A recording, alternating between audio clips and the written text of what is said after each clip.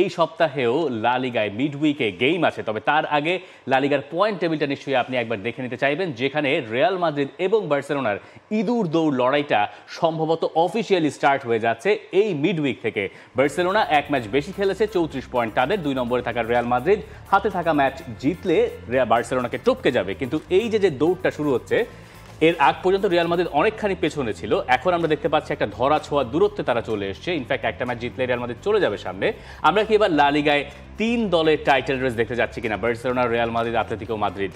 দেখেন, আপনি একটা কথা বলছিলেন না, হাতে থাকা ম্যাচ, ওই হাতে থাকা ম্যাচের ইকুয়েশনেও আসলে রিয়াল মাদ্রিদের আশা লাগবে না। বার্সেলোনা এখন লাস্ট 3 ম্যাচ যেভাবে তারা খেলেছে, আজকে বার্সেলোনার যে ম্যাচটা আছে, এই ম্যাচে যদি তারা আবারও পয়েন্ট হারায়, আগামীকাল রিয়াল মাদ্রিদের ম্যাচ আছে, তারা জিতলে কিন্তু ওই এক ম্যাচ হাতে রেখেই রিয়াল টপে চলে যাবে। ইন্টারেস্টিংলি দেখেন, সবাই যখন রিয়াল মাদ্রিদ আর বার্সেলোনা নিয়ে কথাটা আসলে বেশি হচ্ছে, আতলেটিকোর সাথে কিন্তু এখন মাত্র 2 পয়েন্টের ডিফারেন্স। আতলেটিকো 32 পয়েন্ট নিয়ে তারা আসলে পয়েন্ট টেবিলের 3 নম্বর জায়গায় রয়েছে। বসুন্ধরা টিস্যুতে ছাড়ের ছড়াছড়ি।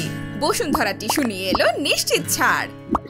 এই জায়গায় ওই বার্সেলোনার নভেম্বর মাসে লা লিগায় মাত্র তারা একটা ম্যাচ জিতেছে, 2টা ম্যাচ হেরেছে, একটা ম্যাচ ড্র করেছে।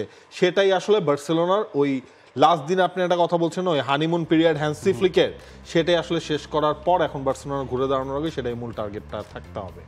বার্সেলোনা যে ম্যাচের জন্য প্রস্তুত হচ্ছে সেটা হচ্ছে রিয়াল মায়োর্কা। আজ রাতেই তারা খেলবে রিয়াল মায়োর্কার বিপক্ষে। শেষ 3টা ম্যাচে বার্সেলোনা জয়ের দেখা পায় নাই। 3 ম্যাচ থেকে তারা মোটে 1টা পয়েন্ট অর্জন করতে পেরেছে লা লিগায়। এবং লা লিগার এই মঙ্গল এবং বুধবারের ফিক্সচারটা যদি আমরা দেখে নিই, অর্থাৎ রিয়াল মাদ্রিদ আর বার্সেলোনার ফিক্সচারটাই আমরা দেখাতে চাই। রিয়াল মায়োর্কা খেলবে বার্সেলোনার বিপক্ষে, একই সঙ্গে বার্সেলোনার প্রতিপক্ষ রিয়াল মাদ্রিদের জন্য একটা কঠিন ম্যাচ অ্যাথলেটিক বিলবাওয়ের মাঠে সান মামেসে গিয়ে।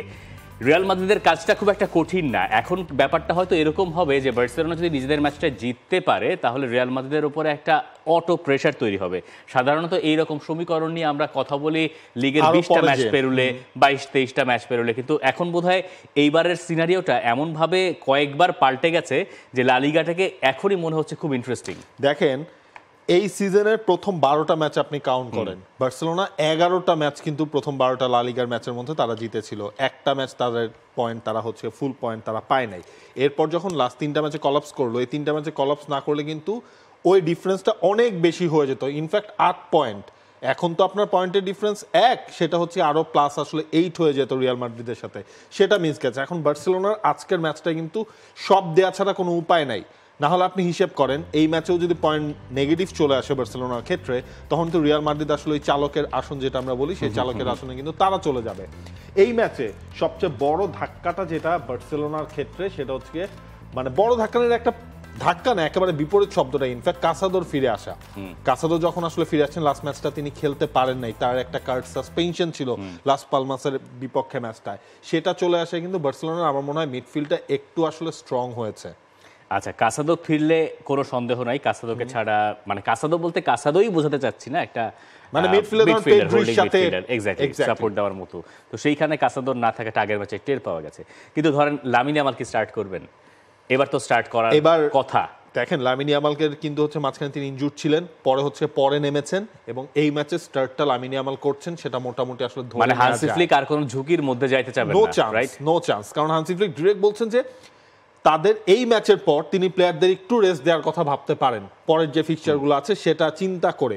বাট এই ম্যাচের জন্য তিনি ফুল ফেজ 100% সবাইকে আসলে তিনি ঝাঁপিয়ে পড়তে বলেছেন। এবং তাদের যে প্রতিপক্ষ রিয়াল মায়োর্কা, মানে তারাও তো বেশ ভালো ফর্মে আছে। দেখেন, 6 নম্বরে রয়েছে রিয়াল মায়োর্কা। ইনফ্যাক্ট লাস্ট 2টা ম্যাচ তারা জিতে নিয়েছে। আপনি লাস্ট সিজনের কথাও যদি মনে করেন, এই মায়োর্কার সাথে কিন্তু বার্সেলোনা একটা ম্যাচ ড্র করেছিল, ম্যাচটা মায়োর্কার মাঠে। সেই মাঠেই হচ্ছে লামিন ইয়ামাল মনে হয় লাস্ট সিজনে গোল করেছিলেন, তিনি শেষ দিকে এসে বার্সেলোনাকে ড্র করেছিলেন। সুতরাং মায়োর্কার সাথে বার্সেলোনার টাফ গেম অপেক্ষা করছে এই উইকে। এবং এইখানে আমার কাছে মনে হয় হান্সি ফ্লিকের ওপরে একটা চাপ রয়েছে, এবং সেই চাপটাকে তার জয় করতে পারতে হবে। আমরা প্রেসিংয়ে ফেল করছি, প্রতিপক্ষকে জায়গা করে দিচ্ছি। আমরা ইদানিং গোল যেমন করতে পারছি না, তেমনই গোল হজমও করছি। এর কারণ সঠিক সময়ে সঠিক জায়গায় থাকতে না পারা। হয়তো মনে হতে পারে আমি দোষ খুঁজে দায় এড়াচ্ছি। আসলে কি দায় এড়াচ্ছেন তিনি? না, সেটাই তিনি আসলে বলছেন যে আমি ওই দোষ খুঁজছি না, দায়ও এড়াচ্ছি না, কোনো কিছু না। বাট উনি রিয়েল ফ্যাক্টগুলো এখানে তুলে ধরছেন। দেখেন, একটা জিনিস খেয়াল করে, বার্সেলোনার এই ডিফেন্ডিং নিয়ে অনেক কথা হচ্ছিল, বার্সেলোনা গোল কনসিড করছিল। আপনি এখন এমন একটা দলের সাথে খেলতে যাচ্ছেন, এবারে লা লিগায় সবচেয়ে কম গোল কনসিড করে হচ্ছে অ্যাটলেটিকো মাদ্রিদ, তারা মাত্র 8টা গোল কনসিড করেছে। এরপর 3 নম্বরে যদি আপনি তালিকা আসেন, সেখানে মাত্র 13টা গোল কিন্তু কনসিড করেছে রিয়াল মায়োরকা।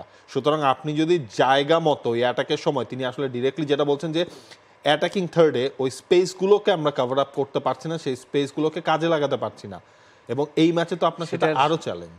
অন্যতম একটা কারণ কি হতে পারে যে রবার্ট লেভানডস্কি আগের ম্যাচটায় খুব ভালো করেছেন তেমনটা না, এবং লেভানডস্কি এখন অনেক বেশি বক্সের ভেতরের ফুটবলার। হ্যাঁ, তিনি সবসময় বক্সের ভেতরে স্ট্রাইকার ছিলেন, কিন্তু বক্সের বাইরে অ্যাক্টিভিটিস আরেকটু কমেছে বলে মনে হচ্ছে, এটা একটা পার্ট গেল।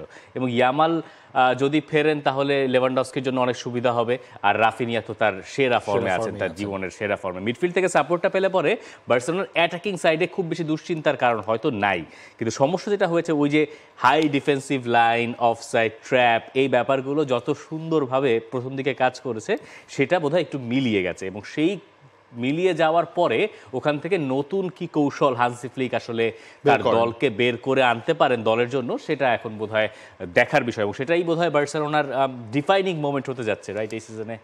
ডেফিনেটলি এই সিজনে আমার মনে হয় যে আপনার এই স্টেজে এসে একটা বিগ ম্যাচ বার্সেলোনার জন্য, টার্নিং পয়েন্ট। হয় বার্সেলোনা এখান থেকে ঘুরে দাঁড়াবে, না হলে হয়তো তারা বিপর্যয়টা আরো নিজেদের উপর আসলে বাড়িয়ে ফেলবে। বার্সেলোনা জিতবে। আমার কাছে মনে হয় বার্সেলোনা জেতা তো উচিত, কিন্তু বার্সেলোনা সমর্থকেরা নিশ্চয়ই বলবেন যে ভাই অন্য প্রেডিকশন দেন, তাহলে বার্সেলোনা জিতে যাবে। ঠিক আছে, আপনাদের জন্য আমি উল্টো প্রেডিকশন দিচ্ছি, ড্র করে দিচ্ছি রিয়াল মায়োরকা এবং বার্সেলোনা ম্যাচটা। দেখা যাক, প্রেডিকশনটা ভুল হলে যদি আপনারা খুশি হন, তবু খুশি থাকতে পারেন। রিয়াল মাদ্রিদের ম্যাচ রয়েছে অ্যাটলেটিকো বিলবাওয়ের সঙ্গে। বিলবাওয়ের মাঠে গিয়ে যে ম্যাচটা রিয়াল মাদ্রিদের জন্য একদমই সহজ নয়। সান মামেস এমন একটা হস্টাইল জায়গা যেখানে গিয়ে খুব বড় দলগুলো অনেক সময় মুখ থুবড়ে পড়ে। এরকম একটা জায়গায় যখন রিয়াল মাদ্রিদ যাচ্ছে, তার আগে তারা শেষ ম্যাচে হেতাফেকে 2-0 গোলে হারিয়েছে, যে ম্যাচে কিলিয়ান এমবাপে গোল করেছেন, কার্লো আনচেলত্তিকে স্বস্তি দিয়েছেন।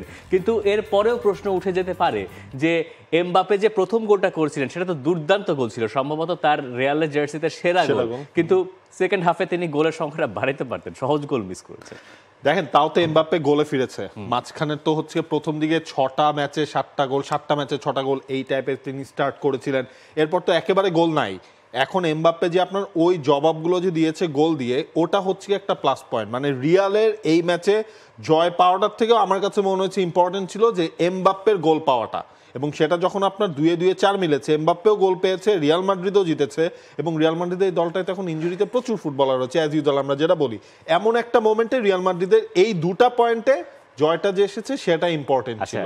ধরেন রিয়াল মাদ্রিদ ম্যাচটা জিতলো আগের ম্যাচে, কিন্তু কিলিয়ান এমবাপ্পে গোল করলেন না আগের ম্যাচে, পেনাল্টিটা বেলিংহাম নিয়েছেন। তাহলে আমরা আলোচনা করতাম কি নিয়ে, এটাকে আপনি আজ করতে পারেন? আমরা আলোচনা করতাম যে বেলিংহামের সাথে এমবাপ্পের একটা বিরাট দূরত্ব আছে। হ্যাঁ, স্প্যানিশ মিডিয়াগুলো তখন হচ্ছে এটা নিয়ে কথা বলতাম, এইটা পেনাল্টি কেন দেওয়া হয় না এটা নিয়ে কথা বলতাম, কিন্তু বড় বাঁচা বাঁচিয়ে দিয়েছেন এমবাপ্পে। এই সমালোচকদেরকে একদম ধুয়ে দিয়েছেন ওই গোলটা করে, নইলে তার উপরে আরো বাড়তি চাপ পড়তো বোধ হয়। ডেফিনেটলি ওই যেটা আমরা বলছিলাম যে এই সিজনে এমবাপ্পে তো আপনার ওই এমবাপ্পেকে যেই টার্গেটটাতে আনা হয়েছে যে অলমোস্ট হচ্ছে উনি প্রত্যেক ম্যাচে একটা ইনফ্লুয়েন্স তার থাকবে, সেটা তো তিনি এখানে আসার পর শুরুর পর মাঝখানে তিনি একেবারে খেই হারিয়ে ফেলেছেন। এবং মাঝখানের টাইমটা আপনি দেখেন, রিয়াল মাদ্রিদ চ্যাম্পিয়ন্স লিগেও কিন্তু খাবি খাচ্ছে একেবারে, তারা নাই, মানে সেখানেও তিনি আসলে কিছু করতে পারছেন না এমবাপ্পে। সেই জিনিসগুলোর আমার মনে হয় নেক্সট রাউন্ডের ম্যাচের আগে এমবাপ্পের এই গোল পাওয়াটা একটা প্লাস পয়েন্ট রিয়াল মাদ্রিদের। একটু মনে করিয়ে দেবো নাকি পয়েন্ট টেবিলে, লা লিগার পয়েন্ট টেবিলের 1 নম্বর দলটা বার্সেলোনা, 2 নম্বরে রিয়াল মাদ্রিদ, আর অ্যাথলেটিক বিলবাও যাদের কথা বলা হচ্ছে তারা পয়েন্ট টেবিলের 4 নম্বরে এই মুহূর্তে অবস্থান করছে।